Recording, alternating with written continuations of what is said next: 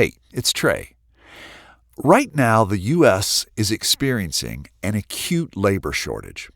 According to the U.S. Chamber of Commerce, if every unemployed person found a job, there still would be nearly 3 million open positions. West Virginia has had a low workforce participation rate for decades. People getting out of prison could fill these gaps. Each year, West Virginia releases 50,000 people from its state prisons and local jails, according to the Prison Policy Initiative. And all of those people need jobs. Each state has different hiring policies for the formerly incarcerated who are seeking work or an occupational license. More than half have adopted so-called ban-the-box laws, so employers consider a candidate's qualifications first without the stigma of a criminal conviction. These fair hiring policies prohibit public and sometimes private employers from asking applicants if they've ever been convicted of a crime. They also delay background checks until later in the hiring process. West Virginia does not have a ban-the-box law, though a bill was introduced in the House of Delegates in January. So, as of now, public and private employers are free to consider a job seeker's criminal convictions, even at the application level. And that has one federal judge wondering why. Tell me, why is it that we should be doing anything in government, anything that courts or anywhere else that makes it harder to get a job? Why is that good for us? Now, let me say this. I understand why people have been convicted of child molestation should not be working in daycare. I understand why people who embezzled money maybe shouldn't be working in banks, okay? But sometimes there's just no connection. And so I hope that we start to think more seriously about that as a society, as employers who can say, no, wait a minute, take another look, because this is important.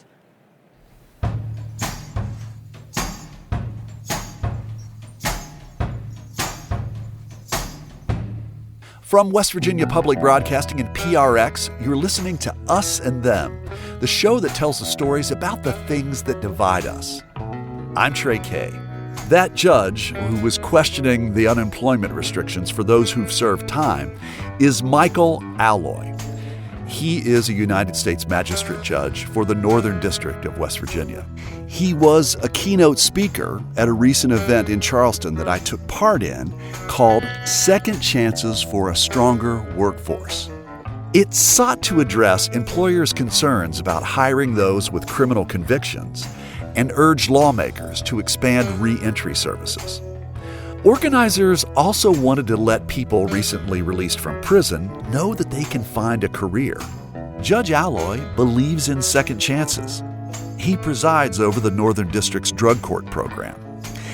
Drug courts are set up to help nonviolent offenders whose criminal behavior is directly tied to their alcohol or drug use. Participants can get their charges dismissed if they successfully complete a treatment program. Because the courts now have become the de facto way that we deal with substance use disorder, with mental health issues, with people who have suffered trauma. And the truth is, we weren't built to deal with them very well. Judge Alloy says 90% of those in the criminal justice system have experienced trauma. In West Virginia, about 60% of people sentenced to state prisons and local jails have substance use disorder. Alloy says the criminal justice system has improved the counseling and treatment programs offered to inmates, but he says recovering from trauma and addiction isn't enough to ensure an inmate's successful reentry once they're released. Because you can recover, but unless you replace one life with another life, then you don't have a complete recovery. And so that means an economic recovery. It means that you need a GED. It means that you need a driver's license. It means that you need a bank account. It means that you need a job. At the event, the audience watched part of a public television documentary called Being Free. It profiles 3 formerly incarcerated people and their search for careers after prison. Then there was some frank talk about what it takes to make reentry and work training programs a success for the employer and the employee. Some on the panel know from personal experience what it means to get a second chance. I moderated the discussion and began with Charlotte Webb. She and her husband are both in recovery for substance use disorder, and they are the founders of Charleston Property Restoration, a home construction company that hires the formerly incarcerated. Well, what are some of the specific challenges that you've dealt with, and maybe the types of solutions that you developed to create a dynamic that's positive for your company and your employees? The majority of people that we have hired who are returning citizens have substance use disorders, so there's always the danger of relapse. We've tried to build within our company an employee assistance program where if they do relapse, they can get help. We hold space for them. But I find really probably the biggest challenge has been our own thinking that being charitable and trying to do for and give, a lot of times really did the opposite. Like, for instance, like transportation. We just provided transportation for everybody because nobody had a license. So we got up early and, transported them. And it did not incentivize a single person to get their license. It wasn't until we looked at one and said, you are leadership material, but we cannot consider you until you have a license, that he got a license. Somehow our charity was more toxic than it was empowering.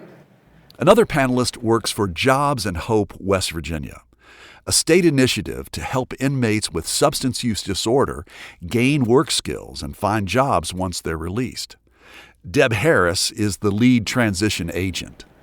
You work with employers and job seekers who face challenges of substance use disorder, and many whom are formerly incarcerated. Can you explain how this dual challenge plays out for these individuals?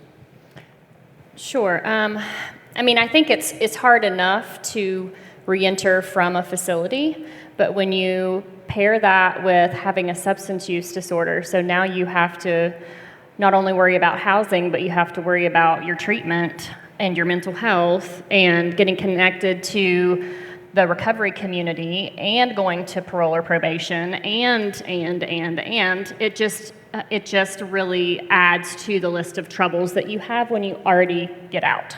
And maybe bring it back to you, Amber, when talking about some of the things that you go through. Panelist Amber Blankenship is a peer reentry coordinator with the REACH Initiative, a reentry program. She mentors people coming out of prison. She was once in their shoes. That transition out of incarceration isn't a cakewalk. No, the transition is a whirlwind of fear and freedom. There's a lot of emotions upon reentry, not to mention all those things that Deb was talking about, but there's real life stuff, raw moments of thousands of my brothers and sisters are still incarcerated, and thousands of them will be returning. My best friend, who I did 2 years with, is getting ready to see parole for the 5th time. She's been in there 7 years. And I'm like, what is that moment actually going to be when we get to hug? And it's very, very emotional,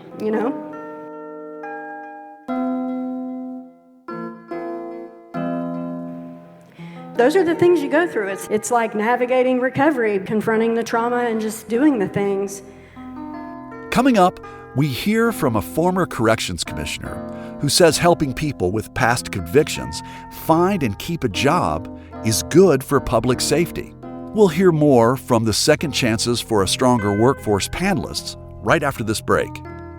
You're listening to Us and Them. This show is supported in part by the West Virginia Humanities Council, the CRC Foundation, and the Daywood Foundation.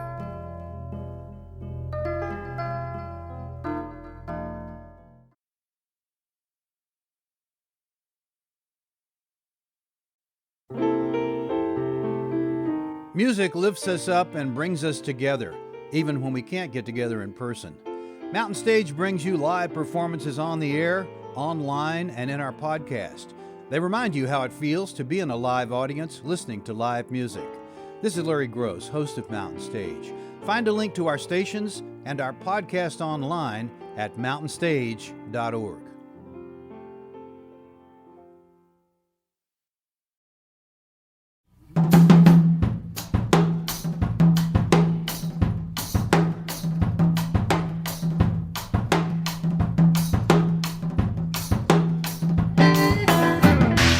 Hey, Trey here, and you're listening to Us and Them from PRX and West Virginia Public Broadcasting. And we're in the midst of a panel discussion on how formerly incarcerated West Virginians could help ease the state's chronic worker shortage if they're given the support they need to rejoin the workforce. This panel is a part of a recent event called Second Chances for a Stronger Workforce. Panelist Betsy Jividen is a former federal prosecutor and the ex-commissioner of West Virginia's Division of Corrections and Rehabilitation. She served for 4 years before stepping down in 2022. During your time as the U.S. Attorney or as the Corrections Commissioner, what programs or policies were you aware of to help people with a successful reentry? So I preface it by saying all the programs that we have don't help unless we have a supportive community, unless we have employers that will employ these people. I'm a big fan of work release, where we are actually sending people out to do jobs that may benefit them in the real world. The one that I'm particularly, enthusiastic about is the one out of Huttonsville, where they have several individuals working at the sawmills in Pocahontas County. So that is translating into jobs. Correctional industries is another. They have welding shops, printing shops. I'll do a plug for the printing shops. They do all the state brochures, all the paper, everything that any of us who have ever worked in the state use and get are done by the print shop at Northern. There's janitorial service, cleaning supplies, and there have been several studies that prisoners who participate in correctional industries jobs recidivate much less when they come out because they've got a skill that is other than going to work at a fast food or a very minimum wage job. Can I have 1 minute for the art that's out in the... Oh, please. There are 2 pieces of art that are out in the lobby, and this is part of an art exhibit. It's called Inside Out Incarceration. The traveling exhibition of artwork is by inmates in West Virginia's prisons. Research also shows that prisoners who participate in a prison arts and crafts program also recidivate a lot less after 1 year and then again after 2 years. I work with an organization called Uplift, which is another nonprofit that we all coordinate with. We started what we call an art residency program because we wanted these artists to feel like they can actually have a career from their art. The 2 pieces that are out there, one is by an artist who is out now, the picture of the child. The other piece is very impactful, and that's why I brought it, because it's really a statement about mass incarceration. It's a portrait of a lot of faces. It's entitled 1,000 Years. And what that is, those are real prisoners at Mount Olive. And when you add the sentences of those men up, it's more than 1,000 years. And that piece is almost just a statement, a really heartfelt, compelling, sad statement of what mass incarceration is doing and the humanity that is lost behind bars.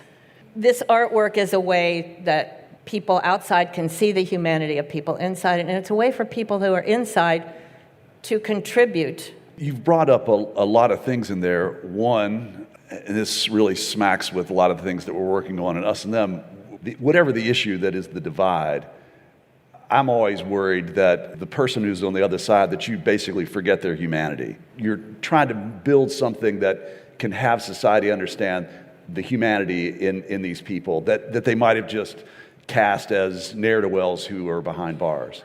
A mistake, and sometimes it's a bad, horrid mistake. And then the other part that you said at the very beginning of your answer had to do with creating a culture in society in West Virginia that is open to second chance and that's really work that we have to do on the outside. And so I want to come to you, Charlotte. I'm assuming that in the work that you do, you probably speak to other West Virginia employers about hiring the formerly incarcerated. What frequently comes up when you have these types of conversations? I think usually fear is the first thing, like the unknown. What will they do? You know, what if something happens? I'm going to be responsible. It's a risk. I tell them the truth. Anybody you hire, there's a risk involved. You don't know them. You don't know what kind of job they'll do. The people who have come to us, whether substance use or through incarceration, they start from a place of already feeling like they have to prove themselves. A lot of people who come into a job don't. They feel like you owe them something. They are so humble. They're just, so grateful for the opportunity, and that they know that we're trying to help them ameliorate the barriers. And especially in construction, you can go just as far as you can go. You can own a business. There are no barriers that will hold you back from that. Deb Harris, I've interviewed several people within the West Virginia legislature who may not be, actually I know, and I'm not going to mention them by name, but they are not necessarily as encouraging and helpful with regard to making the state a more second chance friendly. But my question to you is, how do you secure buy-in from employers, but also the state's leaders? I think the state is starting to realize the only way out of this is through it. And so we have to start putting some things in place that will be solutions, first of all, not create more consequences or setbacks for folks. Harris's suggestion may be a tough sell for West Virginia's legislature. The West Virginia Center on Budget and Policy, an independent policy research group, says that during the 2023 regular session, lawmakers introduced nearly 150 bills that created new criminal offenses or increased penalties for existing crimes. One that passed the Senate but failed in the House would have changed simple possession of some drugs from a misdemeanor to a felony offense. In its report, the Center on Budget and Policy noted that increased drug penalties have given West Virginia the highest incarceration rate in the nation. The legislature also failed to expand transitional housing and did not take up bills that would have restored voting rights to people with felony convictions who were on probation or parole. Former Corrections Commissioner Betsy Jividen says she has an argument that could sway those who are skeptical. When we're trying to convince legislators and law enforcement and people who may not be as receptive, there's a public safety factor as well. I mean, if we're bringing people home from prison and not helping them to become gainfully employed, there's probably one thing that is going to happen. Do it for that reason, for public safety and for helping your community. I mean, it should be a no-brainer that we all should want that for whatever reason, for whatever is motivating us in this journey. As we close out, I'd love to hear from each of you. What would a successful reentry look like? But I'll start with you, Betsy. To me, a successful reentry is, again, getting employers talking about what these guys have been talking about. These are good employees. Charlotte?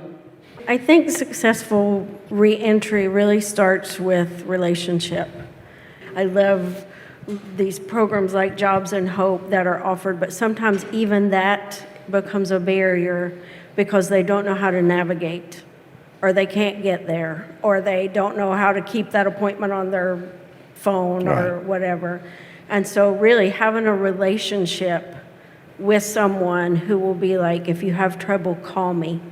Because typically when I ask them, do you feel like you've got some system of support?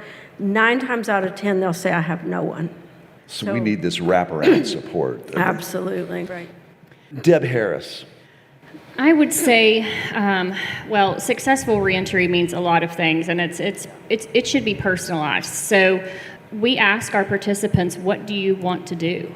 We don't have a box to fit you in. We have all kinds of possibilities. And a lot of times people have never been asked that. And so I would say meaningful employment is part of successful reentry. Meaningful employment. What does that mean? What I'm doing serves a purpose. And this is kind of like a little bit of a follow-up question, but is that something that in many ways you're trying to encourage them to dream and to have a vision, right, to bridge to? Absolutely. I mean, I am where I am today because somebody asked me that. How come you haven't gone to school? You're smart. What do you want to do with your life? I don't know. And so, I had people help me figure it out. But I think, yes, I think we need to allow people to dream and have a vision. So, Amber, you're going to be the last one. What would be a successful reentry program as you can see it? First, I loved what Charlotte said and what Deb said, a relationship and a dream. For me, if I can communicate with a person on the inside for a period of time before they get out through a mentorship, somebody out here believes in them, and somebody out here is going to meet them at the door and say, I understand where you've been through, and I'm there to help you. I was released from prison with a trash bag of clothes on my back that was filled with more than just clothes. It was like judgment, shame, all that stuff. It was very heavy. But when I was released, I went to a recovery residence where I spent another time period in safe housing. That safe housing gave me an opportunity, and Jobs and Hope was a brand new program. I am a graduate, by the way, but I had over $10,000. I had over $10,000 in citation fines, guys. That is a mountain of fines. And so Jobs and Hope put them on a 2-year stay. So with the help of that program, that recovery residence, that community of people that saw potential in me and never gave up, and barrier after barrier was met with a solution. Who would have known I'd be setting up here 5 years ago? I would have never thought that.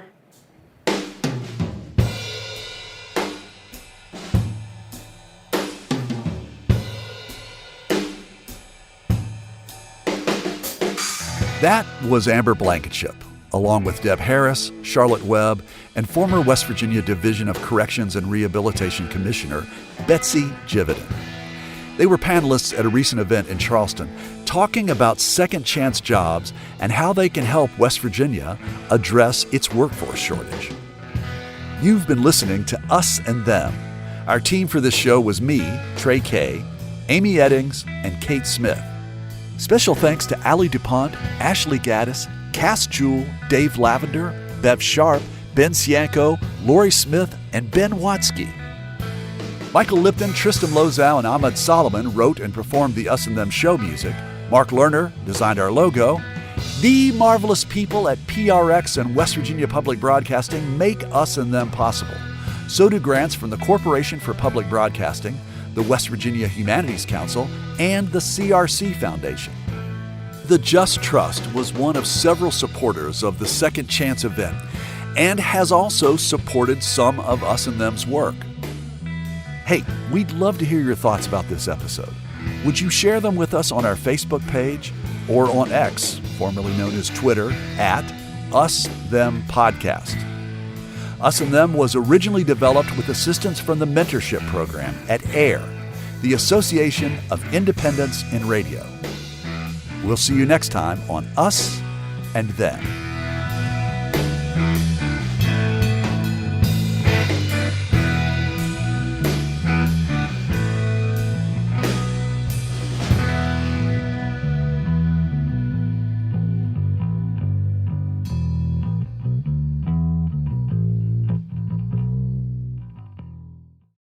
Support for this podcast comes from the Corporation for Public Broadcasting.